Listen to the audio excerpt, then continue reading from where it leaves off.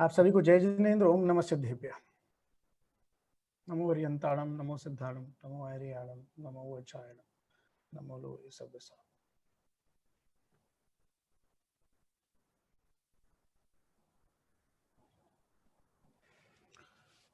अष्टानी का महापर्व और इसमें आज ये प्रवचनों की श्रृंखला जिसमें हमने आदरणीय पंडित जी लालचंद जी भाई का प्रवचन अभी सुना, मार्मिक प्रवचन, और ये बहुत अच्छी एक समय चल रहा है। मैं कह सकता हूँ 3 महीने पहले हम में से किसी ने भी ये सोचा भी नहीं था कि हम अष्टानी का महापर्व इस तरीके से मना रहे होंगे।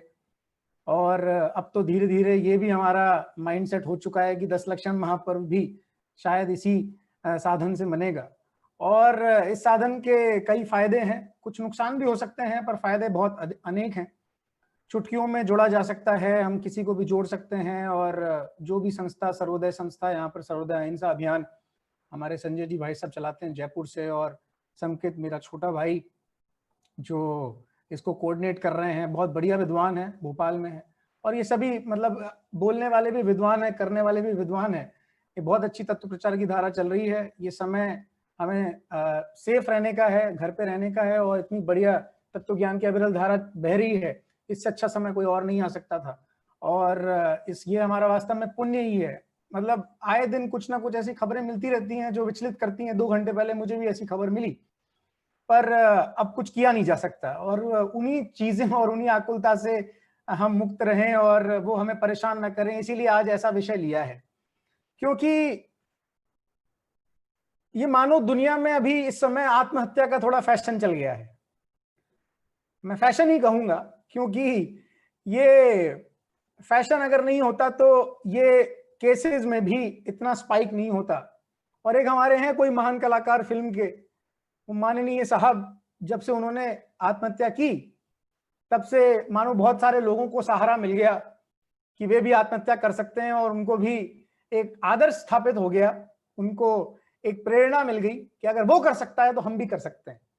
मैं आप में से बहुत अधिक लोगों से परिचित नहीं हूं, कुछ शायद जूम पर हैं, कुछ यूट्यूब पर हैं, पर मैं जिनसे परिचित हूं उनका मैं नाम जरूर लूंगा। एक फायदा जरूर होता है जूम पर बात करने का कि आप भले ही जानते ना हो पर नाम सामने आ जाता है, तो आप नाम तो कम से कम हम ले ही सकते हैं किसी का, भले ही हम परिचित फेस टू फेस ना हो। सभा में प्रवचन करने से ऐसी व्यवस्था नहीं होती, क्योंकि किसी का नाम उसके सामने नहीं होता है। तो संकेत, तुम्हारा तो मैं नाम लूंगा ही लूंगा, क्योंकि तुम तो छोटे भाई हो और तुम बुरा भी नहीं मानोगे। पर बाकी में मैं लोगों का ध्यान लूंगा, क्योंकि कई बार ऐसा भी होता है कि लोग वीडियो बंद करके बैठ जाते हैं, वो किस अवस्था में मुझे पता नहीं, पर मैं आपका ध्यान चाहूंगा, क्योंकि आपके ध्यान के बिना शायद वो विषय अधूरा सा लगेगा मुझे भी कहना, और मुझे ऐसा नहीं लगना चाहिए कि मैं कंप्यूटर से बात कर रहा हूँ। तो इसलिए अगर आप अच्छी अवस्था में हैं तो वीडियो भी चालू कर लें, और आप मुझे देखें, मैं आपको देखूं, तो व्यवस्था अच्छी रहेगी। तो संकेत, मैं कह रहा था कि सुशांत सिंह राजपूत, सबने पिक्चरें देखी होंगी, पिक्चर देखते ही हैं सब। उन्होंने आत्महत्या कर ली और उसके बाद से मानो एक भूचाल सा आ गया। मेरे आसपास भी मुझे कुछ ऐसे केसेस सुनने को मिले जिन्होंने आत्महत्या कर ली। मैं बहुत विचलित हुआ, और ये आसपास होता है तब थोड़े से विचलित हम हो जाते हैं। पर अगर डेली का काउंट देखें तो डेली के काउंट में पता ही चलता है कि लगभग 2200 लोग तो रोजाना आत्महत्या करते हैं पूरी दुनिया में, जिसमें से 550 लोग हिंदुस्तान से हैं। और ये वो फिगर है जो काउंट कर लिया जाता है, वरना तो उन फिगर की तो मैं बात ही नहीं कर रहा हूं जिसमें आए दिन झगड़े होते हैं घरों में। और वो कोई भी घर हो सकता है, और ऐसा कोई घर नहीं जहां झगड़े नहीं होते, पर वो झगड़ा भी इस कदर बढ़ जाता है कभी कि हम अखबार में पढ़ते हैं। हम हालांकि हमारी समाज की तो बात नहीं करते, क्योंकि हमारी समाज तो बहुत एक उच्च समाज है और बहुत शांति प्रिय समाज, और इस तरह के केसेस हमारे यहाँ नहीं होते। पर अखबार में हम पढ़ते जरूर हैं कि कभी सास ने बहू को मार दिया, वो गर्म पानी फेंक दिया, और फिर कोई प्रेमी लटक गया, प्रेमिका ने जहर खा लिया, और किसी ने किसी को चाकू मार दिया, और किसी से कोई झगड़ा हो गया और डाउरी का केस लग गया, और फिर कोई फलाना फलाना जमीन का विवाद हो गया, और जमीन के विवाद में भाई ने भाई की जान ले ली। ये सब क्यों हो रहा है? ये जैसा हो रहा है वैसा हो रहा है, हम तो इसके साक्षी हैं ही। अगर हमारे, जब तक हमारे आसपास नहीं होता तब तक तो हमें उससे फर्क भी नहीं पड़ता। आसपास होता है तभी फर्क पड़ता है, और हमें लगता है अरे उसके साथ ऐसा हो गया, अरे यहां ऐसा हो गया, अरे वो फंदे से लटक गया। और जब सुशांत सिंह राजपूत जैसे एक फिल्म स्टार को लोगों ने आदर्श बना लिया था, या हमारी युवा पीढ़ी उससे प्रभावित थी, और जब वो फांसी से लटक गए तो लोगों को लगा कि लोगों को दुख हुआ, क्योंकि राग जुड़ जाता है जहां पे तो दुख तो होगा ही, राग के बिना तो कोई दुख होता भी नहीं है। तो इसीलिए ये इतनी बड़ी समस्या है। मेरा मानना यह है कि दुनिया में शारीरिक पीड़ा जितनी भी हो एक बार तो सह ली जाती है। हम में से कभी ना कभी किसी ना किसी को शारीरिक पीड़ा तो हुई है, और वो तो रोजा नहीं होती। अब किसी को पेट का दर्द है, किसी को कुछ है, किसी को डायबिटीज है, किसी को हार्ट की गोली खानी है, किसी को बीपी की गोली खानी। शारीरिक वेदना तो सब सहन कर लेते हैं, परंतु ये मानसिक वेदना जो है, ये मानसिक वेदना के कारण अब वो अज्ञान जन्य है या कषाय जन्य है, वो कैसी भी उसकी उत्पत्ति का कारण कुछ भी हो, परंतु मानसिक वेदना असह्य वेदना होती है, वो सहन करने जैसी नहीं होती। और यही कारण है कि किसी भी व्यक्ति, कोई भी व्यक्ति इस तरह का कोई कदम उठा लेता है। ऐसा क्यों होता है? हम इससे बच कैसे सकते हैं? धर्म परिभाषा नहीं, प्रयोग है, ये बार बार कहा जाता है। और मेरा तो बहुत ये मानना है कि हमें पढ़ना भी इसी तरह से चाहिए धर्म को कि प्रायोगिक हो, और हमें पढ़ाना भी इसी दृष्टि से चाहिए, क्योंकि यहाँ बहुत सारे लोग हैं जो पढ़ाते भी हैं, मेरे से अग्रज भी हैं, मेरे से छोटे भी हैं। हमें पढ़ाना भी इसी तरह चाहिए कि वो प्रैक्टिकल लाइफ में हम उसे अप्लाई कर सकें, और उदाहरण भी ऐसे हों जो प्रैक्टिकल जीवन में हमारे घटते हैं। इसीलिए मैंने बात भी इसी तरह से उठाई कि जो स्ट्रेस हो रहा है दुनिया भर का। मेरे एक मित्र हैं, डॉक्टर मित्र हैं, साइकाइट्रिस्ट हैं। हालांकि अब बोलने में हिंदी में बोलूंगा तो आपको हंसी आएगी, पागलों के डॉक्टर हैं, पर वास्तव में उनकी दृष्टि में तो सारे ही पागल हैं, हम और आप भी पागल ही हैं। और उनसे जब मेरी बात हो रही थी तो वो कह रहे थे कि कोरोना के टाइम पे तो हर एक आदमी को बहुत स्ट्रेस है।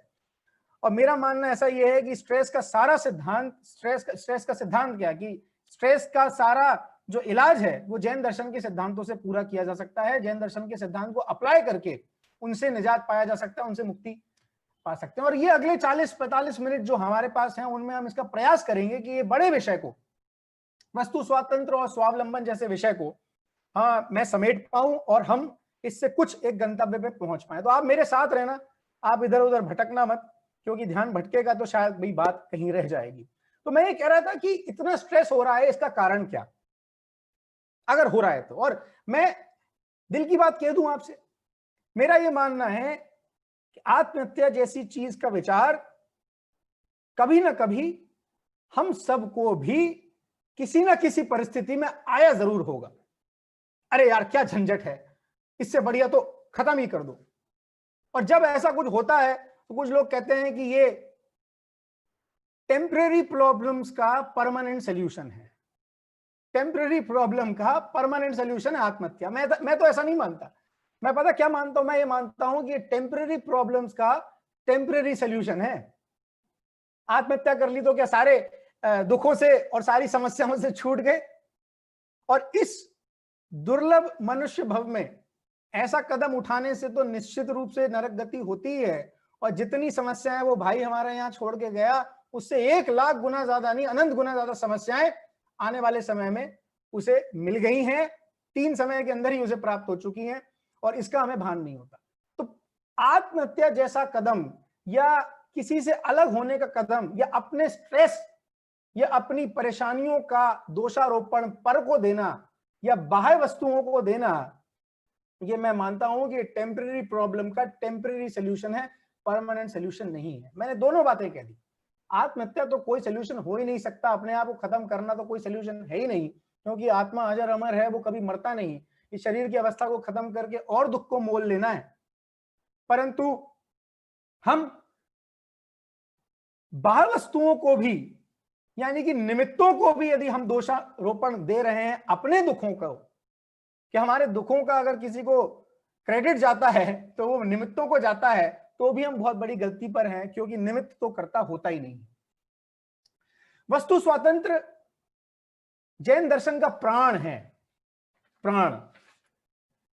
मेरे दादा आदरणीय पंडित रतनचंद जी भारिल, अभी कुछ महीने पहले उनका देहांत हो गया। बहुत बढ़िया बात कहते थे वो। 5 साल जब मैंने शास्त्री किया तो मैं उनके प्रवचनों में रोजाना सुबह बैठता था, और वो हमें बहुत अच्छी अच्छी बातें सुनाते थे। कनिष्ठ में था जब कुछ अच्छी बात, और रोजाना उनके प्रवचन होते थे 45 मिनट के, 8:30 से 9:15।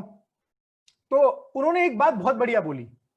उन्होंने कही कि बच्चों, एक बार जब हम कनिष्ठ में थे, कि तुम्हें कभी कोई पूछे, और ये बात हम सब के लिए है, कि आप जैनी हैं, आप इतना स्वाध्याय करते हैं, आप इतना सीखते हैं, समझते हैं, इतना उपदेश भी देते हैं, तो एक बात बताइए कि जैन दर्शन का प्राण क्या है? क्या जैन दर्शन की कोई 2 महत्वपूर्ण बातें बता दीजिए। ये दादा ने कहा प्रवचन में, और हम भी बहुत उत्सुक थे ये बात जानने के लिए, सुनने के लिए। तो उन्होंने कहा, दादा ने कहा कि बात कि कोई अगर तुम्हें ये पूछे तो तुमसे ये जवाब देना कि जैन दर्शन के 2 अगर प्राणभूत सिद्धांत हैं, 2 अगर पिलर हैं, तो वो है वस्तु स्वातंत्र और स्वावलंबन। इसमें पूरा जैन दर्शन समाविष्ट हो गया, इसमें पूरा जैन दर्शन आ गया, इसके अलावा और कुछ नहीं रहा।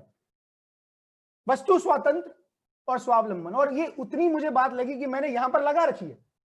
मैं कमरे से ही बात कर रहा हूं, और ये बात मैंने यहां पे लगा रखी, वस्तु स्वातंत्र और स्वावलंबन, कि जब मैं उठूं सुबह तो मुझे ये 2 सिद्धांत दिखाई दें, जब मैं रात को सोऊं तो मुझे 2 सिद्धांत दिखाई दें, मैं इनसे कभी भटकूं ना, और इनसे मेरा चित्त हमेशा ठीक रहे। और इन 2 सिद्धांतों पे आज हम चर्चा कर रहे हैं। वो चर्चा ऐसी है कि हम पहले ये देखें, सबसे पहले तो, कि हमारे जीवन में टेंशन क्यों है। टेंशन पता क्यों है? एक लाइन का सिद्धांत है, हम ए हैं और हम बी बनना चाहते हैं। हम ए हैं, ए मतलब ए लेटर बोल रहा हूं, समझ में आ रही बात? थोड़ा हाँ हूं करते रहना, तुम ही हो अभी मेरे लिए।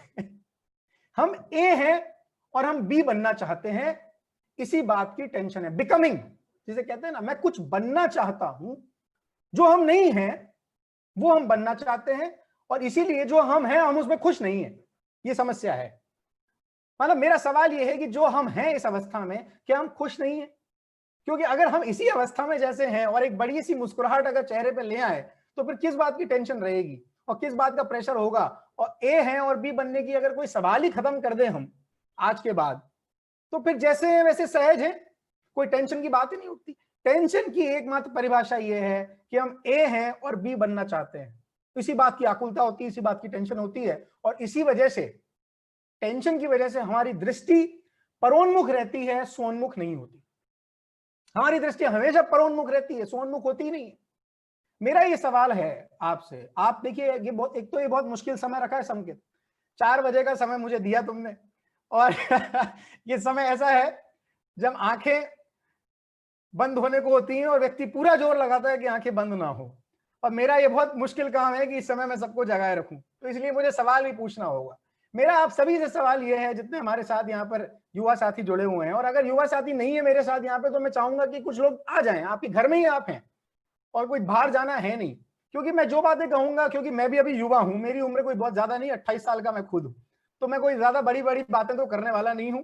और हमारे सिद्धांत, हमारे पंडितों के साथ संकेत इस बात को बहुत अच्छी तरह समझ पाएंगे। एक शास्त्री मुझे यहाँ पे दिख रहे हैं कि हमारे साथ एक समस्या बड़ी है कि हम बहुत ज्यादा गहरा विषय अगर शास्त्रों में चले जाएं तो हमारे युवा साथी नाराज हो जाते हैं, और यदि हम दुनियादारी के सिद्धांत और दुनियादारी के उदाहरण दें तो हमारे जो प्रौढ़ वर्ग है उन्हें लगता है अरे यार शास्त्र की बात तो नहीं आई। तो मेरे पास यहाँ सारे शास्त्र भी हैं, मेरे यहाँ पे सारे दुनियादारी के उदाहरण भी हैं, इस बात की बिल्कुल चिंता न करें। पर युवा साथी अगर मेरे साथ जुड़ेंगे तो उनको मेरी बात बहुत समझ में आएगी और वो स्ट्रेस के फ्री हो पाएंगे। आज वस्तु स्वातंत्र का सिद्धांत उन्हें आसान और सरल भाषा में समझ में आ पाएगा। मेरा सवाल यह था कि हमारी प्रकृति कैसी है, सबसे पहले तो हम निर्णय करें। हमारी जन्मजात प्रकृति कैसी है, स्वतंत्र रहने की है या परतंत्र रहने की, पहले तो ये नक्की कर लें। हम कैसे हैं? हम जब पैदा हुए, हमारे माँ बाप के संयोग से हमारा जन्म हुआ, तो आप ये सवाल कर सकते हैं भैया हम पराधीन हो गए क्या? हम हमारे माँ बाप के डिपेंडेंट हो गए क्या? आजकल वो वीजा फॉर्म में भरते हैं ना, आप अगर बच्चे हो तो डिपेंडेंट किस पर हो उनका नाम लिख दो, अगर आप खुद नहीं कमाते तो। अरे ये बात सही है कि मैं माता पिता के संयोग से हुआ, पर मुझ में उपादानगत योग्यता थी, तभी तो मैं पैदा हो पाया, तभी मैंने ये शरीर धारण किया, एक गति से मरकर दूसरी गति में यहाँ पर आया, मेरी ऐसी गति बंध गई थी तभी मैं यहाँ पाया। उस उपादानगत योग्यता के बिना तो मैं आ नहीं सकता, उनका संयोग तो हुआ, वो तो निमित्त कारण थे ही, पर मैं आया अपनी स्वतंत्र योग्यता से आया। और जब तक मैं बाल्यकाल में था, जब तक बड़ा नहीं हो पाया, तब तक मैं उन पर जितना कह सकते हैं व्यवहार से कि थोड़ा जो परतंत्र रहा, उन्होंने मुझे पाला पोसा। पर बड़े होने के बाद यदि 30 साल का आदमी हो जाए, उसके बाद यदि वो कमाए ना और वो परतंत्रता का अपना एक परिचय दे, तो उसकी इज्जत हमारी नजरों में कैसी रहेगी? अरे 30 साल का हो गया, अभी भी क्या अपने पैरों पे खड़ा नहीं हुआ? और आए दिन हम ये देखते हैं, बच्चे कहते हैं भैया बेटा शादी कर लो, मुझसे छोटी उम्र के होंगे, मेरी शादी तो हो चुकी है, मुझसे छोटी उम्र के होंगे, उनसे सवाल करो, संकेत भाई तुमसे पूछो तो तुम बोलोगे अरे पापा अभी पैरों पे खड़ा तो होने दो। क्यों बोल रहे हैं ऐसा? इसलिए ऐसा बोल रहे हैं क्योंकि अभी स्वतंत्र तो होने दो। तो हमारी प्रकृति स्वतंत्र रहने की है, और हमारे बाल गंगाधर तिलक तो ये बात भी कहेगा कि स्वतंत्रता मेरा जन्म सिद्ध अधिकार है। उन्होंने किस दृष्टि से कही वो दृष्टि तो हमें पता ही है, पर वो बात में बहुत दम है। स्वतंत्रता मेरा जन्म सिद्ध अधिकार है। कोई भी परतंत्र नहीं रहना चाहता। आप कुत्ते को एक पट्टे में बांध दो तो वो भी छूटने के लिए भागता है। एक पक्षी को पिंजरे में बांध दो तो वो पक्षी भी दिन रात इसी बात को सोचता रहता है।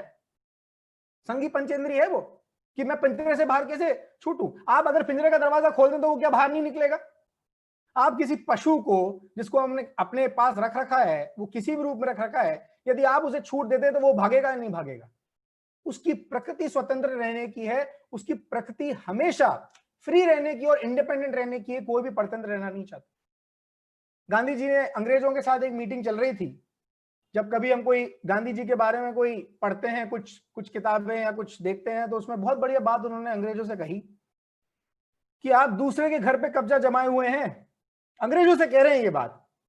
और गांधी जी ने कहा कि जब ये बात कही उन्होंने कि आप दूसरे के घर में कब्जा जमाए हुए हैं, तो अंग्रेजों ने कहा कि हम गैर है कहां, हम तो आपके अपने ही हैं। हम तो 200 साल से राज कर रहे हैं। अब आप हमें दूसरा वर्ग कहकर या अंग्रेज कहकर क्यों आप हमें अपने यहां से निकालना चाहते हैं या बताना चाहते हैं कि हम आपसे अलग हैं? तो उन्होंने कहा कि ऐसा है कि आप गैर ही हैं, क्योंकि आपका देश दूसरा है, हमारा देश ये है, और अपने ही देश में परतंत्र होना मुझे स्वीकार नहीं है।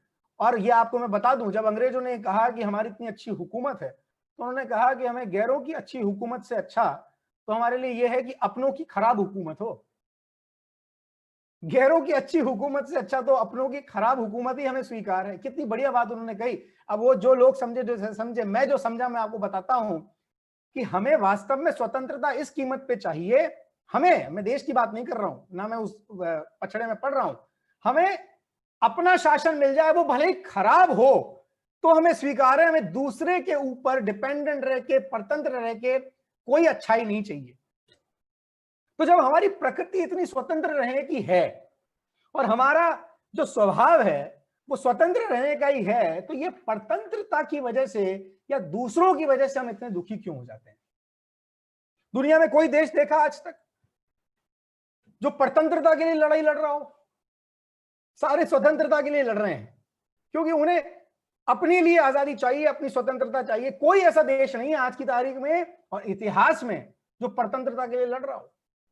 और हम वास्तव में, हम अपने स्वभाव की बात करें, हम दैनिक जीवन के स्वभाव के बारे में जो दुखी हैं, जितना दुख है, जितना स्ट्रेस है, जितना प्रेशर है, वो परतंत्रता का द्योतक है। और वो पर के कारण होता है, और सारा का सारा जो दृष्टि है वो निमित्ताधीन दृष्टि हो जाती है। निमित्त को हम कर्ता स्वीकार कर लेते हैं और इसके कारण से दुख होता है। मैंने थोड़ी सी बात कही, अब इसका विस्तार हम करेंगे आगे, पर उसके पहले कुछ और उदाहरणों से हम समझ लें कि किस तरह दैनिक जीवन में किन किन बातों की टेंशन और किन किन बातों की चिंता हम लेके बैठ जाते हैं, और कैसे यदि हम उसको सिद्ध करें दैनिक जीवन में, हम यदि सिद्ध करें दुनियादारी के उदाहरणों की वजह से, क्योंकि हम जहां रहते हैं वहीं के उदाहरण लेने पड़ते हैं भैया, उसके अलावा कहीं के उदाहरण ले नहीं सकते, क्योंकि उन्हीं से हमारे बात समझ में आती है। हमारे घर की मैं बात लूं, मेरी दादी हैं अपनी, वो इसको सुन भी रही होंगी इस समय, और उन्हें पता भी नहीं कि मैं उदाहरण दे रहा हूँ, और उनकी उम्र लगभग 85 साल हो गई, और घर में बहुत हमारी दादी, मेरी दादी की उम्र की बहुत महिलाएं यहाँ पर बैठी हुई हैं, और अभी उनका जो स्वभाव है, और यहाँ पे बहुत सारी महिलाओं का ऐसा स्वभाव होगा, मुझे पता है ये बात। अब उनकी 85 साल उम्र है, वो बुजुर्ग हैं, संकेत उनसे बहुत परिचित है कैसा उनका स्वभाव है, और बहुत एक्टिव है हमेशा। और जब भी उन्हें कुछ चाहिए होता है, वो खाने के लिए, भोजन के लिए बैठी हुई हैं, और उन्हें कुछ चाहिए होता है तो खुद उठ जाती हैं। अब हम कहते हैं भैया बैठ जाओ, आपके लिए नौकर चाकर लगा रखे हैं, आपके घर में 2 बहुएं हैं, मैं हूं, मेरी छोटी बहन है, हम ला देंगे। पर नहीं, कोई जवाब नहीं देती और खुद ही उठती है और खुद ही उनको लेना है। कभी खाने पीने में कुछ देर हो गई, 10-15 मिनट की देरी हो गई, तो खुद ही जाएंगी और खुद ही बना के आ जाएंगी, खुद ही बना के आके बैठ जाएंगी। अब मेरी दादी का ऐसा स्वभाव है, हो सकता है कि और किसी का ना हो, पर जब मैं उनसे ये बात पूछता हूं अकेले में कि इतनी आकुलता क्यों या इतनी जल्दबाजी क्यों, थोड़ा आराम से काम कर लें, तो कहते हैं भैया जीवन में हमने किसी की पराधीनता नहीं रखी, हमने हमेशा स्वतंत्र रहे, हमें किसी की पराधीनता नहीं चाहिए। मतलब 85 साल की वो हो गई, हमें उनकी चिंता होती है कि हम उनकी सेवा कर लें, पर उन्हें हमसे सेवा ही नहीं करवानी है, और सारा का सारा काम खुद ओढ़ना है, खुद ही करना है। अब मानव स्वभाव ऐसा है, वास्तव में मानव स्वभाव ऐसा है कि हम खुश होते हैं स्वतंत्रता में, हमें तकलीफ होती है किसी भी तरह की परतंत्रता। कोई हमारे यहाँ पे युवा साथी होंगे, उनका अगर मैं उदाहरण दूं, हम कोई भी ऑफिस ज्वाइन करें या हम हमारे पिता के व्यवसाय में उनका हाथ बटाएं, तो हम क्या कहते हैं, भैया देखो ऐसा है, जॉब में जाएं तो मुझे मेरे काम में स्वतंत्रता चाहिए, मुझे स्वतंत्रता मिलेगी तो मैं काम कर पाऊंगा, वरना मैं काम नहीं कर सकता। कोई आदमी हमको ज्यादा प्रेशर करे, किसी आदमी पे हमको डिपेंडेंट रहना पड़े, कोई आदमी हमें परेशान करे, तो हम नौकरी छोड़ देते हैं या पिता के धंधे से विदा ले लेते हैं कि भैया हमें नहीं बनता। क्यों? क्योंकि मुझे अपनी तरह से काम करने में होता है और मुझे दूसरे के हिसाब से काम करने को नहीं बनता है। सास बहू का मैं कोई उदाहरण यहाँ पे नहीं देना चाहता, मैं किसी लफड़े में नहीं पड़ना चाहता, वो आप बहुत अच्छी तरह समझते हैं और मुझे उसको समझाने की जरूरत नहीं है। घरों में इसी तरह की कोई स्वतंत्रता हर एक व्यक्ति चाहता है, और आजकल बच्चे, उन्हें भी नए विचार हैं, उन्हें भी स्वतंत्रता से इसी तरह का लगाव है। एक बहुत बढ़िया उदाहरण, छोटा सा उदाहरण, अगर मैं और आप भोजन के लिए बैठे हैं और हमें साथ में खाना खाना है और ऐसी व्यवस्था हो कि आप मुझे खाना खिलाएं और मैं आपको खाना खिलाऊं, संकेत मैं तुम्हें खाना खिलाऊं तुम मुझे खाना खिलाओ, तो व्यवस्था ठीक है कि तुम अपना खाना खुद खाओ मैं अपना खाना खुद खाऊं, ये व्यवस्था ठीक है। हम पता है सबको, मैं अगर संकेत को खाना खिलाऊंगा तो वो कौर यहां लगेगा, वो इधर जाएगा, फिर संकेत बोले कौर छोटा दे दिया भाई साहब आपने, संकेत मुझे खिलाएगा तो मैं बोला संकेत खिलाना नहीं आता, तुम्हें लगाना नहीं आता। ये इस तरह की स्वतंत्रता किसी को अपेक्षित नहीं, और ना ये व्यवस्था चल सकती है। मैं उदाहरण से सिद्धांत की ओर आऊंगा, स्थूल से सूक्ष्म की ओर आऊंगा। तो अब ये स्थूल उदाहरण चल रहे हैं बिल्कुल, पर इन्हीं से हम सूक्ष्मता की ओर जाएंगे और इतना सूक्ष्म जाएंगे कि हमको कहीं ना कोई ब्रेक थ्रू मिल सकता है आज, कि हम कर क्या रहे हैं वास्तव।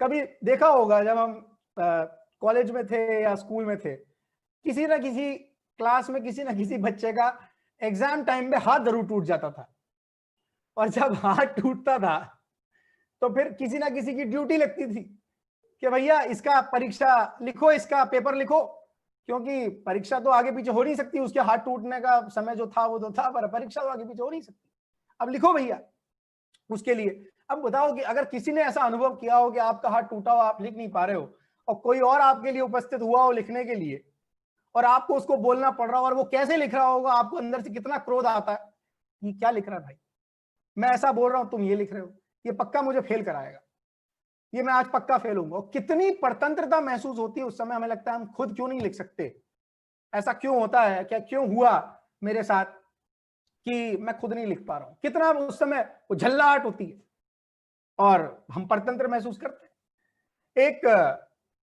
बहुत बढ़िया क्रीम आती है बाजार में, अभी फिलहाल उन्होंने अपना नाम बदल लिया, आप सबको नाम पता है, बहुत फेमस क्रीम है, मैंने आज तक इस्तेमाल नहीं करी, और ना ही अगर मेरे चेहरे पे कोई गोरापन आपको नजर आ रहा है तो उस क्रीम की वजह से है। फेयर एंड लवली नाम की एक क्रीम आती है, सालों से आ रही है और हम सबको पता है करोड़ों बिकती है, और आज तक उससे कोई माई का लाल गोरा नहीं हुआ, और उसका फिर भी प्रचार इसी तरह से होता है कि आप उसको लगाओ और आप गोरे हो जाओगे फेयर एंड लवली से। और अभी फिलहाल कुछ दिन पहले जब थोड़ा सा अमेरिका में हंगामा हुआ तो उस क्रीम ने अपना नाम बदल लिया, मुझे पता नहीं शायद ग्लो एंड लवली कर लिया है या पता नहीं क्या कर दिया उन्होंने, पर फेयर हटा दिया उन्होंने ये क्लेम करना बंद कर दिया कि भैया आप इससे गोरे हो सकते हो। पर मैं तो यहां तक कहता हूं कि यदि हम अपने जैन दर्शन की दृष्टि से विचार करें तो वो पर है कि नहीं, वो क्रीम, ये पर है, ये जो शरीर है मेरा, ये मेरे लिए पर है, पर ये अपने आप में पुद्गल है, और वो जो क्रीम है वो क्रीम अपने आप में पुद्गल है, उसमें कोई तो कुछ ऐसा तो है नहीं कि जो मतलब चमत्कार हो जाए, चमत्कार जैसी कोई चीज होती नहीं है। और उसको लगाने से हम आज तक इसी धोखे में रहे, या हमारे कुछ जो मित्र थे जिन्होंने उसको इस्तेमाल किया कि उसको लगाने से गोरे हो जाएंगे, और आज तक कुछ फर्क नहीं पड़ा। अगर मैं सही भाषा में कहूं तो उस पुद्गल के परमाणु ने शरीर के पुद्गल के परमाणु को छुआ तक नहीं, अगर छू लेते तो शायद कुछ परिवर्तन महसूस होता, हो भी जाता, पर होता ही नहीं है ऐसा, तो फिर गोरेपन की अपेक्षा करना कितनी मूर्खता थी। अब और आज सालों बाद जाकर कहीं ना कहीं उस कंपनी ने ये मान लिया कि ऐसा हो सकता है कि भैया हम गलत क्लेम कर रहे थे और उन्हें अपना नाम बदलना पड़ा, उसके कारण और आज और जो लड़कों की भी आती थी वो भी बदल गए, उनका भी नाम बदल गया, आपस में उनमें झगड़ा हो रहा है कोई किसने नाम क्यों बदला।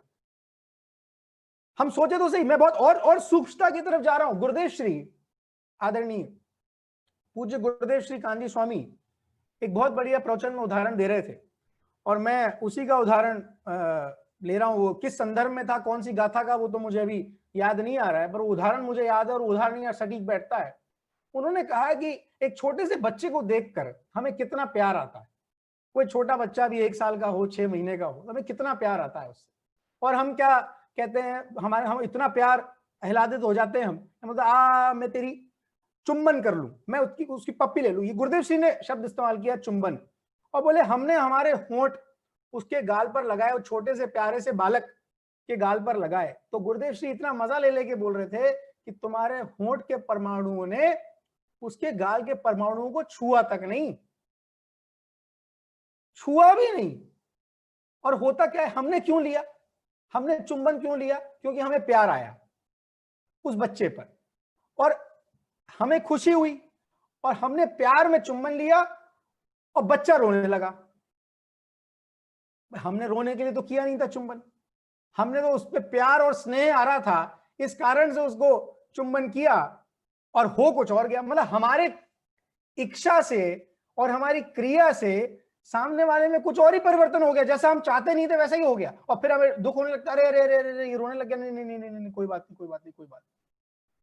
हमारे करने से कुछ नहीं हुआ, और उसका जो परिणमन होना था वो हुआ। वो खुश भी हो सकता है, वो रो भी सकता है, वो उसके ऊपर है, वो उसके अधीन है, उसका परिणमन। पर मेरे करने से या मेरी इच्छा से या मेरे प्यार आने से उसमें कोई परिणमन मात्र नहीं हुआ। और इस समय इससे बढ़िया उदाहरण मुझे नहीं मिल सकता, जब पूरी दुनिया के सामने ये स्थापित हो चुका कि एक ऐसा महामारी हमारे सामने है जिसका कोई इलाज नहीं है, और अगर हमें वो हो भी जाए, अगर हमें हो भी जाए तो कोई कुछ नहीं कर सकता हमारा। अच्छा क्या करेंगे? कोई हमें अगर हो गया कोरोना तो स्वतंत्र रहो भैया, स्वतंत्र रूप से तुम्हें कोरोना हुआ है, अब ठीक भी स्वतंत्र रूप से हो जाएगा, इसमें कोई ताकत कुछ नहीं कर सकती, कोई निमित्त कुछ नहीं कर सकता। सर्दी जुकाम होती है तो 3 दिन से पहले ठीक हो जाती है क्या? कितनी दवाई खा लें, 3 दिन से पहले ठीक नहीं होती। और अब कोरोना हो गया, कोरोना इतना स्वतंत्र विचरण करता हुआ वायरस है कि उसका कोई कुछ नहीं बिगाड़ सकता, और हमें जब ठीक होना होगा हम तभी ठीक होंगे। हम कई बार हमें ऐसा लगता है मन की व्याधि है, शरीर की व्याधि है, और हमारे पास यदि किसी चीज का अभाव है तो हमें लगता है कि अगर मेरे पास पैसा होता तो मैं अपना इलाज करा लेता, मेरे पास यदि ये साधन होता, बड़े बड़े डॉक्टरों के संपर्क होते तो मैं करा लेता। कुछ दिन पहले की बात है, मैं सच्चा उदाहरण दे रहा हूं, कोई गलत उदाहरण अभी तक मैंने आपके सामने दिया नहीं, और सच्ची बात है कि एक डॉक्टर है दिल्ली में, मेरे किसी एक रिश्तेदार को, नाम नहीं लूंगा मैं किसी का भी, उनको कोई स्किन की परेशानी हो गई, और स्किन की परेशानी के कारण उनको उस डॉक्टर के पास जाना पड़ा। और डॉक्टर संकेत, उनके डॉक्टर की फीस पता है 5,000 रुपया, 5,000 रुपए तो फीस डॉक्टर साहब की। और डॉक्टर साहब के सामने जब बैठा मरीज दिखाने के लिए, तो डॉक्टर साहब ने 20,000 रुपए की टेस्ट और दवाइयां लिख दी। वो इतने महंगे तो डॉक्टर, 5,000 रुपए फीस, 20,000 रुपए की दवाइयां और टेस्ट, अब 25,000 रुपए ठंडे हो गए। अब पता जाते जाते डॉक्टर ने क्या कहा, वो मेरे रिश्तेदार ने मुझे सुनाई, मैं वही सुना रहा हूं आपको। और ये इस बात से ये साबित हो जाएगा आज कि क्या कर सकता है हमारा पैसा, क्या कर सकते हैं हमारे साधन, क्या कर सकता है हमारी बाह्य प्रतिकूलताएं या अनुकूलताएं, या बाह्य जितने भी हमारे निमित्त हैं, बाह्य जितना भी पर है, पर द्रव्य जितना भी है, वो क्या कर सकता है। इससे आज ये साबित हो जाएगा। तो डॉक्टर ने कहा देखो भैया ऐसा है, जिसका समय आ जाता है ना ठीक होने का, उसको दवाई भी लग जाती है, जिसका समय नहीं आता है उसको हमारी दवाई भी नहीं लगती है। भैया आप बोल रहे हो 5,000 रुपए फीस लेने के बाद ये सिखा रहे हो जो हम खुद ऑलरेडी सीखे सिखाए हैं, और 20,000 रुपए के टेस्ट लिख दिया आपने। हम तो ये मान के बैठे थे कि 5,000 रुपए खर्च करेंगे जिस डॉक्टर के पास, हम ये मान के बैठे थे कि 20,000 रुपए के टेस्ट हो जाएंगे और 20,000 रुपए की दवाइयां खा लेंगे तो हम ठीक हो जाएंगे। और वो डॉक्टर ने हमको ये उल्टा ये पाठ पढ़ा दिया कि जिसका समय होता है। ये सच्ची घटना है, आप मुझसे अकेले में नाम पूछोगे तो मैं नाम भी बता दूंगा। और वो हमें बता रहा है कि जब समय आ जाता है तो ठीक हो जाता है, समय नहीं आता है तो ठीक भी नहीं होता है। हम क्या करने वाले हैं, हम तो निमित्त हैं, हमें वो सिखा रहे हैं। ये बात समझ में नहीं आई। जयपुर में एक बहुत बड़ा अस्पताल है, संकेत मैं दोबारा नाम नहीं बताऊंगा, तुम अस्पताल का नाम भी जानते होगे, हमारे पास में ही है, टोडरमल स्मारक के, बहुत बड़ा अस्पताल है। उसके मालिक के पास मेरा जाना हुआ, और उस अस्पताल में उस मालिक के अंडर 100 डॉक्टर नौकरी करते हैं, 100 डॉक्टर। आप मुझे बताओ, इससे ज्यादा संयोग, इससे ज्यादा सुख सुविधा, इससे ज्यादा बाह्य साधन, इससे ज्यादा निमित्तों की आवश्यकता हो सकती है क्या किसी को अपनी बीमारी से ठीक होने के लिए? और यहाँ पे बहुत सारे लोग बीमार होंगे। हमारे नीलेश भाई हैं, मास्क लगा के बैठे हुए हैं, शायद दुकान पर सुन रहे हैं। अच्छा है, सावधानी रखे हुए हैं आप, इस समय सावधानी रखने की जरूरत है। मैं बता रहा हूं स्वतंत्रता, कोरोना को छोड़ो, कोई छोटी से छोटी बीमारी, और जब मालिक के पास मैं अस्पताल में मिलने के लिए गया, जयपुर के बड़े अस्पताल के एक मालिक के पास, और उन्हें भी वो स्किन की वो समस्या थी जिसका उन्हें इलाज नहीं मिल रहा था। 100 डॉक्टर उनके यहां नौकरी करते हैं, 100 डॉक्टर गिनती के, और कम से कम 1000 बेड का अस्पताल होगा, 1000 बेड का, उससे कम नहीं है, बड़े बड़े डॉक्टर। और जब हम उनके पास बैठे तो हमने उनसे कहा कि अरे ये समस्या तो हमारे फलाना फलाना व्यक्ति को भी थी। बोले क्या बात कर रहे हो, आपके पास इलाज है इसका? मैं तो सोच में पड़ गया कि जो अस्पताल का मालिक 100 डॉक्टर लेके बैठा है वो मुझसे इलाज पूछ रहा है। सारी साइंस फेल हो गई, सारे डॉक्टर फेल हो गए, दुनिया ऐसी कोई दवाई, इतना जब 100 डॉक्टर जिसके यहाँ नौकरी करते हैं उसके पैसे की कोई कमी होगी? कोई कमी नहीं होगी पैसे की। उसके बावजूद वो अपना इलाज कराने में सक्षम नहीं है। तो ये क्या गजब की स्वतंत्रता है कि इसका मतलब उसका शरीर जैसा परिणमन कर रहा है, उसका शरीर अपने आप में स्वतंत्र है, उसके शरीर में जो व्याधि हो रही है वो हो रही है, उस पर उसका बस नहीं चल रहा, तो और किसी का बस कैसे चल सकता है? और वो भी उसके लिए पर ही है, क्योंकि आत्मा के लिए, शरीर के लिए आत्मा पर है, आत्मा के लिए शरीर पर है। ये तो ये हमारा जो इस शरीर से एक क्षेत्राव का संबंध है, ये हमारे लिए एक क्षेत्राव का संबंध ही है बस, इसके अलावा और कुछ नहीं है, ये पर ही है। और अभी कोरोना के समय पिछले 3 महीने शरीर को घटाने की और बढ़ाने की पुरजोर कोशिश की गई है हर एक के द्वारा। किसी ने वजन घटाना चाहा, किसी ने वजन बढ़ाना चाहा, किसका घट गया और किसका बढ़ गया मुझे बताइए। तो ये प्रक्रिया स्वतंत्र नहीं चल रही, मतलब पर की तो बात ही छोड़ो, ये शरीर जिसे हम अपना मान बैठे हैं और दिन रात इसकी सेवा में लगे हुए हैं, इस पे हमारा बस नहीं चल रहा है। बड़दादा ने बहुत बढ़िया बात लिखी है अपनी एक पुस्तक में, सुखी जीवन नाम की उनकी एक पुस्तक है, अगर आप लोगों ने नहीं पढ़ी तो जरूर पढ़िएगा। उसमें लिखी है, दूसरे में लिखी है, हालांकि मैं भूल गया, पर सुखी जीवन पुस्तक बहुत बढ़िया है जिसमें ये चर्चा आई है, और इसके अलावा बहुत सारे और सिद्धांतों की चर्चा आई है।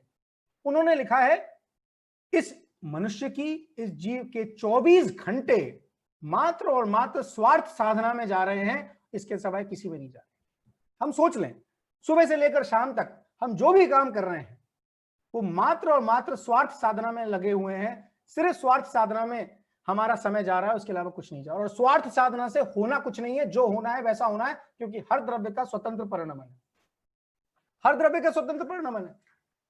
बहुत सारे युवा साथी हैं हमारे, और हम कर्म भी बहुत बढ़िया करते हैं, हम लगे हुए भी हैं, क्यों? क्योंकि जीवन में सफल होना है, और ये रोग तो सबको होता है, मुझे भी है, क्योंकि ये तो मानव स्वभाव है, इससे हम कोई अछूते नहीं है। जितने भी हैं, मतलब चाहे मेरी उम्र के हों, चाहे 30 साल के हों, 40 साल के, 50 साल के, सबको एक जीवन में काम करना है, सफल होना है। मुझे बड़ा मजा आया, संजय जी भाई साहब सुन रहे हैं टीकमगढ़ से, कुछ लोग मेरे मिल जाते हैं, आदरणीय भाई साहब हमारे सीनियर हैं। भाई साहब सबको लगी सफल होने की। अरे सफलतम कंपनियों के जब मैं नाम सोचता हूं पूरी दुनिया में, तो गूगल बहुत सफल है, और अभी गूगल नहीं होता तो हम ये सॉफ्टवेयर और ये सारे आज ये डिजिटल माध्यमों से हम कुछ सीख भी नहीं पाते, समझ भी नहीं पाते। गूगल कितनी बड़ी कंपनी है। मैं यूनिवर्सिटी वॉरिक बिजनेस स्कूल में जब पढ़ रहा था बाहर यूके में, शास्त्री करने के बाद मैं वहां गया, तो हमको वहां पे ईमेल आईडी दिया गया, और ईमेल आईडी देके संजय जी भाई साहब ये कहा गया कि ईमेल आईडी आपका तब तक चलेगा जब तक गूगल बैंकरप्ट नहीं हो जाता, मतलब गूगल कंपनी जब तक कंगाल नहीं हो जाती जब तक आपका ईमेल आईडी चलेगा। तो पूरे क्लास में हंसी हो गई, हंसी के फवारे छूटने लग गए कि गूगल भी कभी बैंकरप्ट हो सकती है क्या, मजाक कर रहे हो। और आपको पता है कुछ दिन पहले गूगल जैसी कंपनी का एक प्रोडक्ट फेल हो गया और उन्होंने मार्केट से उसको वापस ले लिया। सफलता किस चीज का नाम है, मैं सफलता की परिभाषा नहीं ढूंढ पाया। इतनी सफल कंपनी, इतने सारे दिमाग पूरी दुनिया पे राज कर रहे हैं, गूगल के बिना हमारा एक दिन नहीं निकलता, और उनका एक प्रोडक्ट फेल हो गया तो क्या चल रहा है, किसका बस चल रहा है, किस प्रोडक्ट पे किसका बस चल रहा है, और हम जो कर रहे हैं उसमें हमें सफलता मिलेगी, इसका निर्णायक कौन, इसका नियामक कारण कौन। और अब इन सारे उदाहरणों के बाद हम देर सवेर ये कहते हुए मिल जाते हैं कि इच्छा तो बहुत थी पर हम कर नहीं पाए।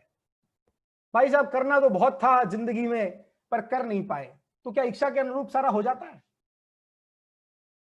हमारी इच्छा तो बहुत कुछ है, पर देखा जाए अगर सूक्ष्म रूप से तो इच्छा का परिणमन अलग है, बाह्य पदार्थों का परिणमन अलग है। दोनों अपने स्वतंत्र रूप से परिणमन कर रहे हैं, किसी का किसी पे जोर नहीं चल रहा है। जिनागम में बहुत बढ़िया बात आती है, इतना सब कुछ पढ़ लिया हमने, रोजाना हम सुन रहे हैं, समझ रहे हैं, और ये तत्व ज्ञान की अविरल धारा बह रही है। और एक लाइन आती है बहुत बढ़िया, हमको कछु भय ना रे जान लियो संसार। अब तो जान लिया भैया, आपको दुनिया भर के सारे संसार के उदाहरण दे दिए, अब तो आपने कह दी, बहुत बढ़िया बात कह दी, जान लिया संसार। कुछ लोग दुखी हो जाते हैं इस लाइन से, कुछ लोग दुखी हो जाते हैं, जान लियो संसार भैया, हमको कछु भय ना रे जान लियो संसार। क्या मतलब दुखी होने की बात है कि कोई धोखा खाया हुआ बैठा होता है ना व्यक्ति ये वैसा साउंड करता है कभी कभार, जिसने बहुत धोखे खा लिए, अरे भैया उसने भी पैसे खा लिए, उसने भी हमारा धन ले लिया, उसको उधार दिया था उसने लौटाया नहीं, इसने हमारा धंधे में नुकसान कर दिया, अब तो जान लियो संसार। संकेत भाई अब तो कछु भय ना रे, अब तो काहे का भय, अब इतना सब कुछ खो दिया, अब तो भय किस? अरे ऐसा नहीं है। इस लाइन का, इस पंक्ति का मतलब ये है कि हमने ये जान लिया कि सबका परिणमन जैसा होना है, वो अपने आप में स्वतंत्र है, मेरा उसमें कोई बस नहीं चलता है, ना बस कभी चला था, ना चल सकता है, ना चलेगा। क्यों? क्योंकि अब इस विश्व को हम थोड़ा सा छोटा कर लेते हैं, दुनिया भर के उदाहरण तो सारे दे दिए, अब विश्व को छोटा तो करें। और विश्व को छोटा करने की मात्र एक परिभाषा है कि 6 द्रव्यों के समूह को विश्व कहते हैं। गूगल का कौन सा प्रोडक्ट फेल हुआ? नरेश भाई क्यों समय और ले रहे हो? नरेश जी हमारे बंबई से हैं, जिन्होंने मुझे पहले बुलाया था अभी दादर की समाज के लिए। नरेश भाई गूगल बस बना, बाद में गूगल प्लस, और गूगल प्लस भी फेल हो गया, उसके बाद उनको उसको विड्रॉ करना पड़ा। वो सोशल नेटवर्किंग साइट थी गूगल की, जो उन्होंने फेसबुक के कंपटीशन में लगाई थी, पर वो फेल हो गए, चल नहीं पाए। और पता है गूगल का यूट्यूब, ये यूट्यूब पे जिसपे लाइव जा रहा है, कोई आपसे बात नहीं करता होगा, मैं बात कर लूं, ये यूट्यूब तो गूगल का खरीदा हुआ है, खुद का बनाया हुआ नहीं है। मतलब जिसकी चल गई उसकी खरीद ली इनने, खुद ने क्या बनाया, खुद का चलाया हुआ बंद हो गया। तो क्या चल सकता है, क्या नहीं चल सकता, कितना स्वतंत्र है। मैं जो बात कह रहा था, अब मैं बात आ रहा हूं सिद्धांत की ओर। उदाहरण की बात हो गई, और सिद्धांत की ओर जब हम बात करते हैं कि 6 द्रव्यों के समूह को विश्व कहते हैं। विश्व इसके सिवा कुछ और नहीं है, इसके सिवा कुछ और विश्व नहीं है। इतनी दुनियादारी की दिक्कतें हैं सुबह से लेकर शाम का, हमको लगता है विश्व कितना बड़ा होगा, पर विश्व 6 द्रव्यों का समूह ही है। जीव, पुद्गल, धर्म, अधर्म, आकाश, काल, बस समेट गया विश्व। और इन 6 द्रव्यों के समूह को जब विश्व हमने बना दिया, तो इन 6 द्रव्यों के समूह को ही हम समझ लें तो हमारी सारी की सारी आज ये जितना टेंशन और स्ट्रेस है सारा दूर हो जाएगा। 6 द्रव्यों का स्वरूप क्या है? जीव अनंत है, पुद्गल अनंत अनंत है, धर्म अधर्म आकाश एक है, काल द्रव्य असंख्यात है। और ये 6 द्रव्यों का जब समूह है, और इनके लिए कहते हैं कि कोई द्रव्य किसी द्रव्य का कुछ नहीं कर सकता, तो फिर मैं जब जीव हूं और ये शरीर मेरा पुद्गल है, तो मैं इस पुद्गल का क्या कर सकता हूं, जरा सोचे तो सही। अब वो सारे उदाहरण लग जाएंगे आपके जितने मैंने दिए। और जब मैं इस पुद्गल शरीर का कुछ नहीं कर सकता, तो ये टेबल, ये लैपटॉप, ये खिड़की, ये सामने की मेरी बिल्डिंग, और मेरे जितने और मित्र हैं, साथी हैं, अनंत, क्योंकि कोई संख्या नहीं, और संख्या अपेक्षा कहना है तो इस संसार में 700 करोड़ कह लो, 700 करोड़ मनुष्य हैं, और पशु पक्षियों का तो गिनती मेरे पास है नहीं, ना किसी के पास है। तो 700 करोड़ की तो आबादी हमारी अपने संसार की जितनी हम जानते हैं, वरना तो 29 अंक प्रमाण होते हैं मनुष्य हमारे और जितने साथी हैं। और पशु पक्षियों की कोई गिनती नहीं है, वो भी है तो जीव ही, पर मनुष्यों की संख्या मैंने आपको बताई। और पुद्गल तो अनंत अनंत है, और सिर्फ 2 ही को ले मैं, अगर अभी 6 द्रव्य में से 2 ही को ले रहा हूं, जीव और पुद्गल को। और जीव और पुद्गल में जब जीव अनंत है और पुद्गल अनंत अनंत, तो ये अनंत अनंत का बिगाड़ क्या सकता है? हम तो संख्या में नहीं अड़ रहे हैं संकेत भैया, हम अनंत हैं, वो अनंत अनंत हैं। अनंत को भी अनंत से मल्टीप्लाई कर दें तब भी उनकी गिनती ना हो सके, तो हम क्या कर सकते हैं उनका, पुद्गल का। और धर्म और अधर्म को अगर एक दूसरे को करने लग जाएं, धर्म और अधर्म जिसकी परिभाषा मुझे बताने की जरूरत नहीं है, जो हमारे चलने में निमित्त है वो धर्म द्रव्य है, जो हमारे ठहरने में निमित्त है वो अधर्म द्रव्य है। और धर्म अधर्म एक दूसरे को करने लग जाएंगे तो प्रलय आ जाएगी, वो तो पॉसिबल ही नहीं है। आकाश तो हमें अवगाहन दे ही रहा है, जो भी हम यहाँ पर आज अवगाहन है हमारा, वो आकाश द्रव्य के कारण है और किसी द्रव्य के कारण नहीं। अगर वो ना हो तो हमें अवगाहन नहीं मिल सकता। हमें जगह नहीं मिल सकती। और काल द्रव्य का इसलिए मैं कुछ नहीं बिगाड़ सकता क्योंकि वो तो पकड़ में ही नहीं आता। क्या समय किसी के पकड़ में है? नहीं। जब इतनी बात साफ साफ है, ये जो मेरे मन की बात है, ये मेरे दिल की बात है, जो मैं पढ़ता हूं वही मैं आज बता रहा हूं, और कहां से कुछ लाऊंगा? 6 द्रव्य वही हैं, 7 तत्व वही हैं, पर हमारे जीवन में वास्तव में जब हम इसको नहीं उतार लेते तब तक हम चिंता मुक्त नहीं हो पाते। जगत का स्वरूप हमें समझ नहीं आ पाता। इस संसार का स्वरूप ही तो है जो हमारे सिद्ध भगवान बता गए, जो हमारे अरहंत भगवान बता गए, जो हमारे आचार्य परमेष्ठी बता गए। ये सब शास्त्रों में वही तो लिख गए, संसार ऐसा है और इसी संसार को जानकर संसार से मुक्त होना है। इसी संसार का परिणमन जानकर, इस परिणमन को समझकर स्वतंत्र होना है और परतंत्र नहीं रहना है, और ये सारी की सारी समस्या आज हमारी सुलझ जाए। निमित्तों से दृष्टि इसी बात से हट जाती है, क्योंकि धर्म द्रव्य यदि चलने में निमित्त है तो अधर्म द्रव्य मेरे ठहरने में निमित्त है। आकाश द्रव्य से मुझे अवगान मिल रहा है, सब लोग स्वतंत्र रूप से अपना काम कर रहे हैं। यदि मैं पुद्गल को परिणमाऊंगा तो फिर पुद्गल मुझे भी परिणमा सकता है, और यदि ऐसा हो गया तो प्रलय आ जाएगी। हम मानते हैं भैया, पंडित जी आप कहोगे कि निमित्त हैं 6 द्रव्य एक दूसरे में, पर हम निमित्त को कर्ता मान के क्यों बैठे हैं? और यदि हम निमित्त को कर्ता मान के बैठे हैं तो फिर निमित्त को कर्ता मानने से क्या प्रलय आएगी, उसका भी मैं थोड़ा सा आपको उदाहरण दे देता हूं।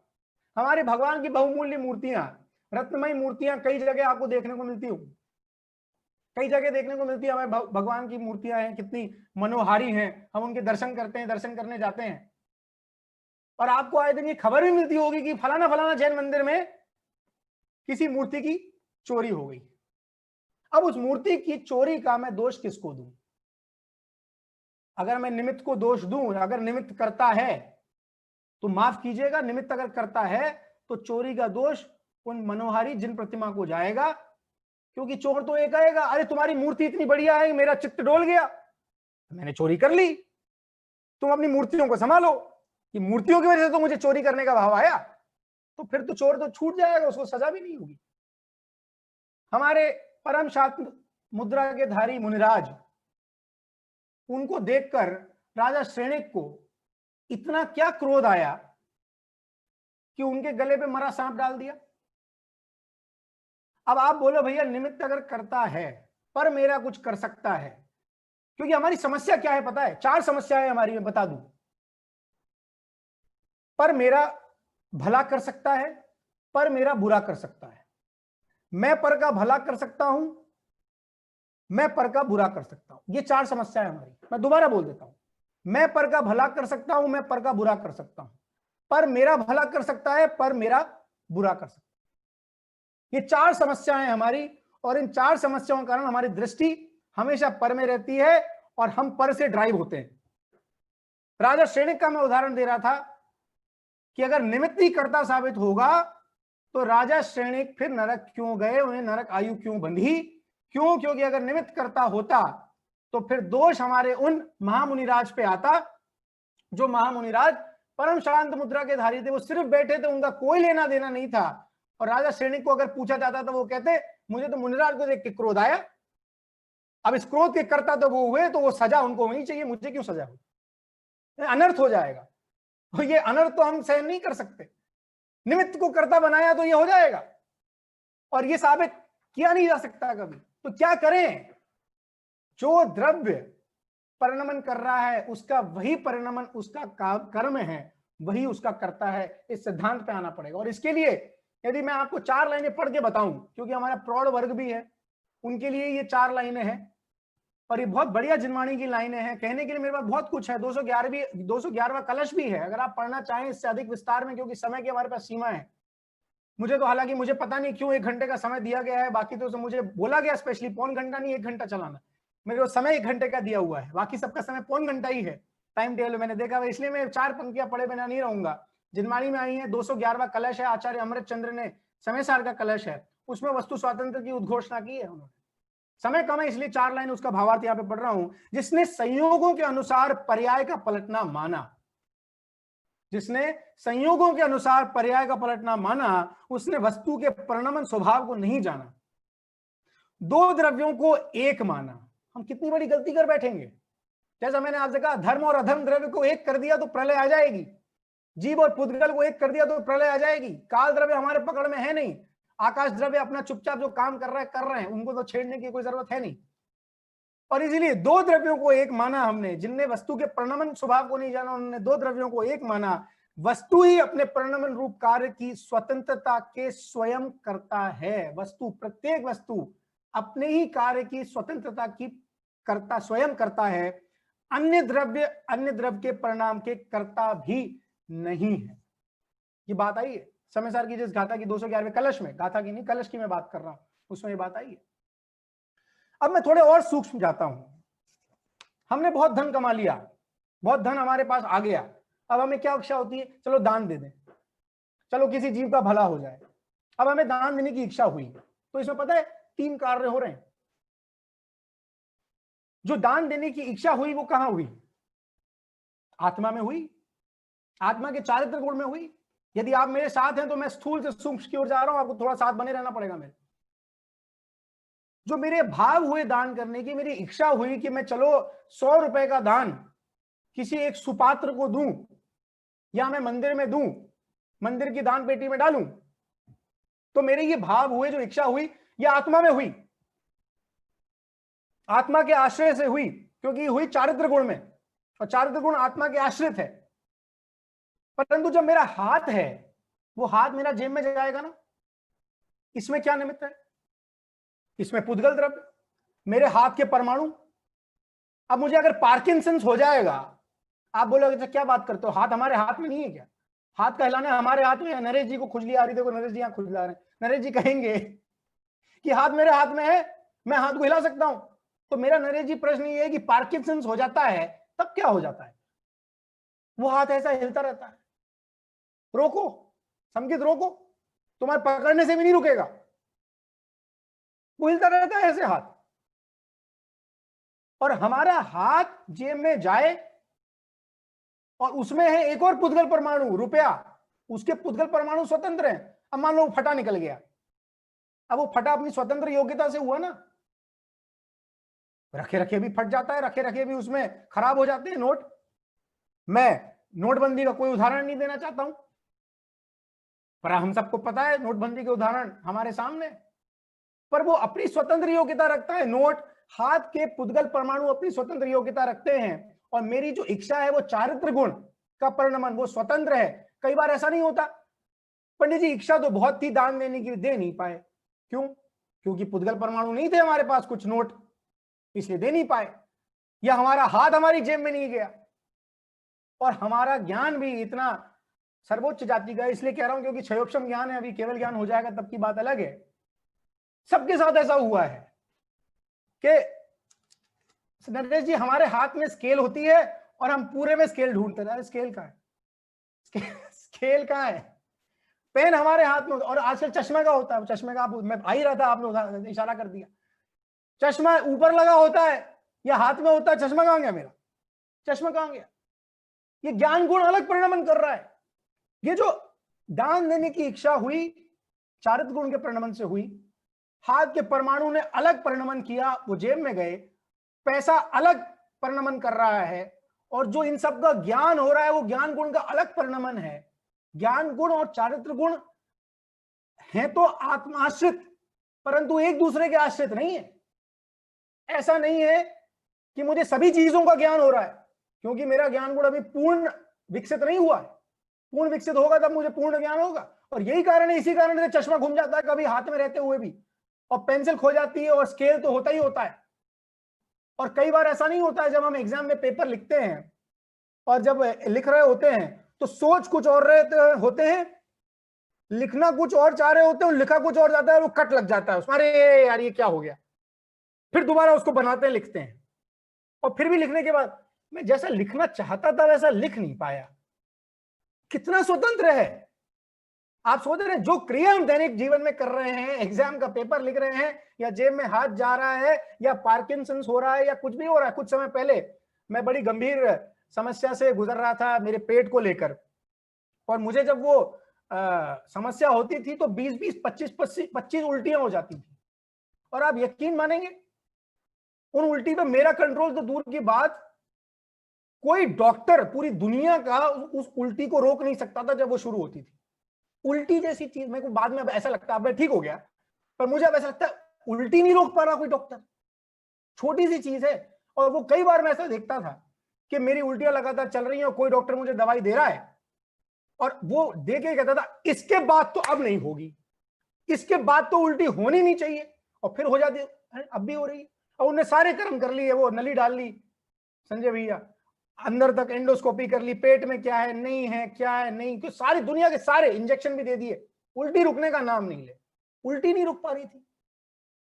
अब दोबारा स्थूल पे थे, सूक्ष्म पे आए, अब दोबारा स्थूल, क्योंकि जीना तो यही है ना। अब वो बार बार जेब में हाथ डालने से हाथ के परमाणु और नोट के परमाणु और चार गुण का परिणाम तो याद नहीं आएगा, पर ये कितना स्वतंत्र है हम ये जाने कि डॉक्टर भी चाहे तो कुछ नहीं कर सकता। इस काल में ये साबित हो गया, पर मेरा कुछ नहीं कर सकता, मुझे इस बात से डरने की जरूरत नहीं है, मैं पर का कुछ नहीं कर सकता, पर को इस बात की चिंता करने की जरूरत नहीं है, मुझे इस अहंकार में रहने की जरूरत नहीं है कि मैं पर का कुछ कर सकता हूं, भला या बुरा दोनों, और पर मेरा भला या बुरा कर सकता है, मुझे इस अहंकार में रहने की जरूरत नहीं, क्योंकि जब एक के गुण स्वतंत्र है, ये हाथ के परमाणु स्वतंत्र है, ये नोट के पुद्गल परमाणु। गुरुदेव श्री ने एक बहुत बढ़िया बात कही है, हम तो ये बात बहुत बढ़िया जानते हैं कि भैया पैसा भाग्य से आता है, बुद्धि से नहीं आता, सब जानते हैं इस बात को, और फिर भी आए दिन हम कितना बुद्धि लगाते रहते हैं। गुरुदेव श्री ने बहुत बढ़िया बात कही है, प्रवचन सार की उनकी एक 99वीं गाथा के प्रवचन है, वो आप पढ़ेंगे, पदार्थ विज्ञान के नाम से छपे हैं, उसमें उन्होंने क्या बात कही है पता है आपको? पैसों का परिणमन और पैसे का प्रवाह क्रम अलग है, बुद्धि का प्रवाह क्रम अलग है। प्रवाह क्रम की बात कर रहे हैं वो, मतलब पैसे की जो पर्याय है वो अलग स्वतंत्र चल रही है, बुद्धि की पर्याय और मेरा बुद्धि का परिणाम अलग स्वतंत्र चल रहा है, दोनों में कोई आपस में मेलजोल ही नहीं है। और मैं इस बात से अहम मान के बैठ जाता हूं, मैंने पैसा कमाया, मेरा दिमाग लगाकर, मेरी बुद्धि लगाकर, मैंने कमाया, मेरा कमाया वो पैसा है, इतनी मेहनत से कमाया है, और वो कह रहे प्रभाक्रम ही नहीं है, कोई आपस में मेलजोल ही नहीं है, दोनों का प्रभाक्रम ही अलग चल रहा है। मैं किस बात का अहंकार लेके बैठ जाता हूं जब एक एक परमाणु, अभी एक मित्र हैं, अगे वो भी बहुत परिचित ही हैं हम और आपसे, उन्हें कुछ सफेद दाग की समस्या हो गई। मैं कई बार सोचता हूं, उनसे तो कहना कोई अच्छा लगेगा नहीं, पर मैं अपने आप में ये बात सोचता हूं कि वो सफेद दाग की समस्या किसके हाथ में है, शरीर में कहां पे सफेद होगा कहां पे नहीं होगा, ये उनके हाथ में भी नहीं है, और उसका कोई इलाज भी नहीं है।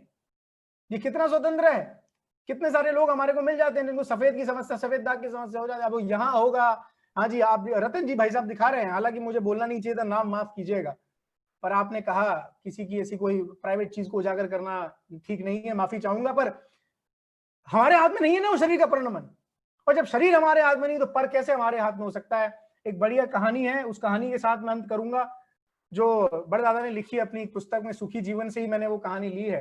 एक एकाक्षी राजा था, इसकी बचपन में गिल्ली डंडा खेलते हुए आंख चली गई थी। मुझे नहीं पता आप में से कितने लोगों ने गिल्ली डंडा खेला, पर हमने तो क्रिकेट खेला है।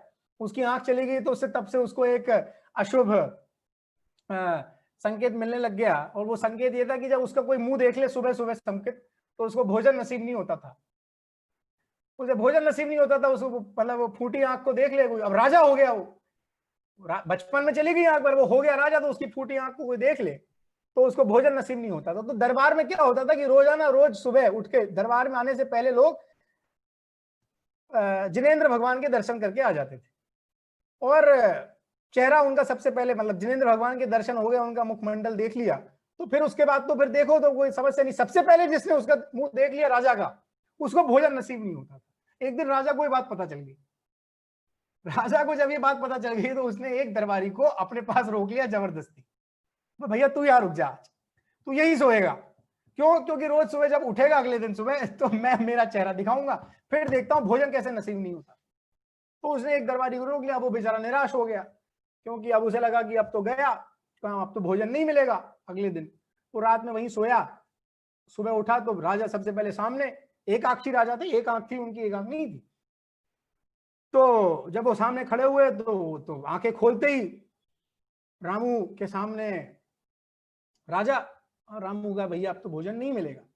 बोले रामू, ऐसा प्रचलित है हमारे बारे में कि जिसने हमारा चेहरा देख लिया उसे भोजन नसीब नहीं होता। बोले साहब माफी चाहता हूं पर हाँ ऐसी बात है। बोले अच्छा, आज ऐसा नहीं होगा, आज मैं इसको गलत साबित कर दूंगा।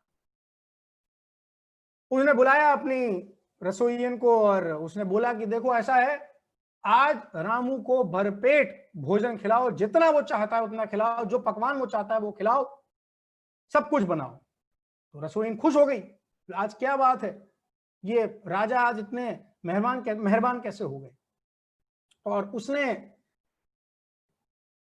रामू को बुलाया और रामू को बुलाकर उसने भरपेट भोजन खिलाया। शाम हुई तो राजा आए रामू के पास, रसोइयन बहुत खुश थी उस दिन, तो बोले रामू कैसा लगा बताओ। तो रामू बोले साहब क्या कहूं, हाथ जोड़ता हूं, भोजन नसीब नहीं हुआ सुबह से। बोले हैं क्या बात करते हो, भोजन नसीब नहीं हुआ, बुलाओ रसोइयन। मैंने तुमसे कहा था ना कि रामू को भरपेट भोजन कराओ। बोले करा तो दिया। बोले कहां कराया, तो मना कर रहा है। बोले इसको किसने सोचा था, रामू तो मेरे पति का नाम है, मैं तो इसलिए खुश हो गई कि आपने कहा रामू को भरपेट भोजन कराओ। मैं कहा राजा आज इतने मेहरबान कैसे हो गए मेरे पति पे, मैंने उसे राजमहल में बुलाया, सोने की थाली में खिलाया, जो उसने मांगा सारा दिया। राजा के पास शब्द नहीं थे, राजा को समझ में आ गया, जिन धर्मी था, कि मेरे विकल्प करने से, मेरे व्यवस्था जुटाने से, मेरे सारे साधन जुटाने से कुछ नहीं होता, जो होना है वो होकर रहता है। क्योंकि रसोइयन की बुद्धि का प्रवाह क्रम उसके अनुसार चल रहा है, उसका परिणमन स्वतंत्र चल रहा है, मेरे सोचने का परिणमन स्वतंत्र चल रहा है। रामू के भाग्य में, इस रामू के जो उनके सामने था, उसके भाग्य में भोजन नहीं था तो नहीं था, उसमें मेरा कोई, उनका भी कोई जोर नहीं चलता। और इसी कारण की वजह से मैं अब इस बात को आज यहाँ पर हम साबित करें, इस बात को स्थापित करें और इस बात को हम अंदर में उतारें कि हमारे विकल्प करने से भी कुछ नहीं हो रहा। कितना विकल्प कर लें कि कोरोना से बच जाएं, हम बहुत बचे हुए। हमारे व्यापार के, चाहे मैं व्यापार के एरिया में बात करूं, चाहे हमारे समाज, धार्मिक समाज के एरिया में बात करूं, सबको बोल रखा है स्मारक के दोनों दरवाजे बंद हैं 3 महीने से, स्मारक का ऑफिस नहीं खुला। टोटल में स्मारक की बात कर रहा हूं, स्मारक में जितने लोग हैं वो सही वहीं पर ही हैं, कहीं कोई बाहर नहीं जा सकता परमिशन के। हमारा अपना निजी ऑफिस कार्यालय हमने नहीं खोला, पर फिर भी खबर आ गई इतना सब कुछ कहने के बाद अभी कि बहुत युवा साथी हमारे बंबई में व्यापार के से जुड़े हुए थे, वो उनकी 2 दिन के अंदर कोरोना से मृत्यु हो गई। क्या करें, कितना विकल्प करें, और कितना विकल्प करें बचाने का किसी को, और कितना विकल्प करें किसी का मतलब किसी को कुछ ना हो।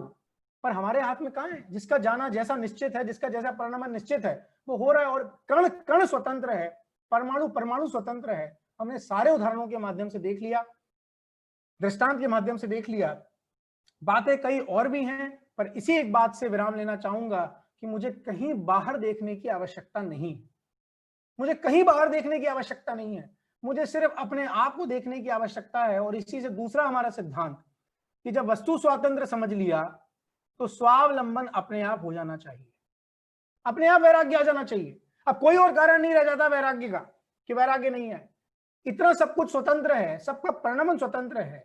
एक चीज मेरी नहीं है, मैं किसी पे मेरा जोर नहीं चलता, किसी पर का मेरे ऊपर जोर नहीं चलता। तो फिर जब मैं स्वतंत्र हूं तो मुझे स्वाधीन भी हो जाना चाहिए और स्वावलंबन लेकर विकल्पों से भी मुक्त हो जाना चाहिए और निर्विकल्प हो जाना चाहिए। इसी मंगल भावना के साथ कि हम विकल्प से भी निर्विकल्प हो जाएं और हम वस्तु स्वातंत्र को समझ के स्वावलंबन कर लें। ये 2 प्राणभूत सिद्धांत हमारे जैन दर्शन के हमारे जीवन में उतरे, ऐसी मेरी मंगल भावना है। इसी बात से मैं विराम लेता हूं।